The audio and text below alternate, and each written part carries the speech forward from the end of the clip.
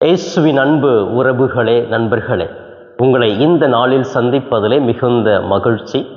இன்று செவ்வாய்க்கிழமை, கோடி அற்புதர் பதுவை அந்தோனியாருக்கு ஒப்பு கொடுக்கப்பட்ட நாள்.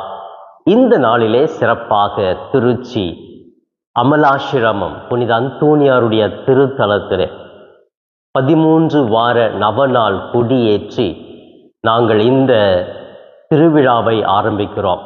கோடி அற்புதர் பதுவை அந்தோனியார் இந்த அமலாசிரமத்திலிருந்து பல்வேறு புதுமைகள், அற்புதங்களை மக்களுக்கு செய்திருக்கிறார். அண்டி வந்தவரை அரவணைத்திருக்கிறார். வியாதிகளை குணப்படுத்தியிருக்கிறார். நல்ல வேலை வாய்ப்பை கொடுத்திருக்கிறார். குழந்தை பாக்கியத்தை கொடுத்திருக்கிறார்.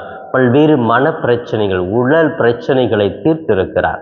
அப்படி நான் சிறப்பாக இந்த திருத்தலத்தினுடைய துணை அதிபராக இருந்து மக்களுக்காக இந்த புனிதரிடத்திலே பரிந்து பேசி கூட எவ்வளோ புதுமைகள் நடந்திருக்கிறது.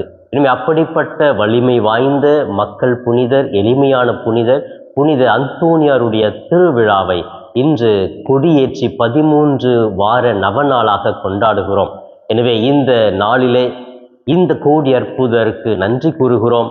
தொடர்ந்து இந்த திருத்தலத்திற்கு வருகிற ஒவ்வொரு மக்களுக்காக சிறப்பான விதத்தில் ஜெபிக்கிறோம். திருப்பலியிலே ஜெபிக்கிறோம். தனிப்பட்ட விதத்திலே அவர்களுக்காக நாங்கள் மன்றாடி அவர்கள் இறைவன் பாதம் ஒப்பு கொடுத்து ஜெபிக்கிறோம். எனவே இந்த 13 வாரம் எதற்காக? 13 வாரம் என்பது இந்த 13 வாரத்தினுடைய ஜெபத்தை குறிக்கிறது. தொடர்ந்து நாம் எதையெல்லாம் கேட்கிறோமோ அது நமக்கு கிடைக்கும் என்று அந்த நம்பிக்கையில் தான் இந்த 13 வாரம் என்று இருக்கிறது.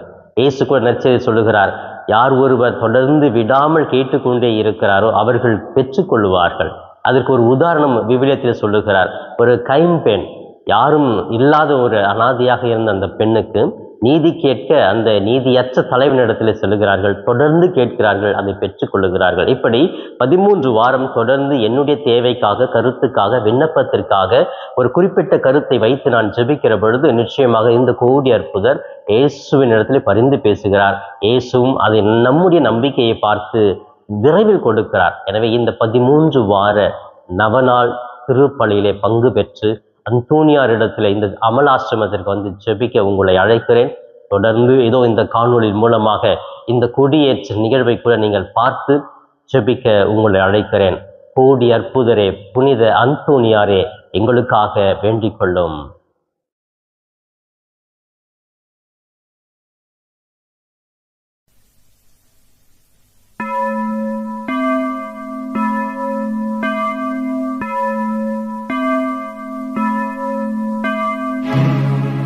செங்கரத்தில் இயேசுபாலனை ஏந்தியவரே, எங்களின் அந்தோனியாரே, காவிரி நதி பாயும் மாநகர் திருச்சியிலே மார்சிங் பேட்டையில் உரைபவரே, வெண்சங்கு ஆலயத்தில் அருள் பொழியும் நின் பொன்னிகர் திருக்கொடி பறக்கிறதே. அந்தோனியாரும் திருப்புகழ் கூறியே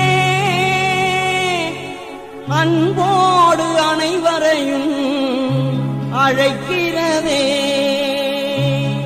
பறக்கிறதே திருக்கொடி அழைக்கிறதே.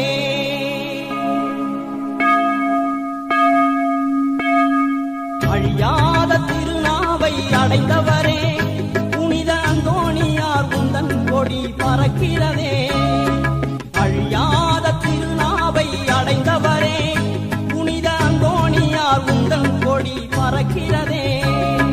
திருவிழா எழிலோடு நடக்கிறதே, இது திருச்சி நகர் பெருமையாய் இருக்கிறதே. திருவிழா எழிலோடு நடக்கிறதே, இது திருச்சி நகர் பெருமையாய் இருக்கிறதே.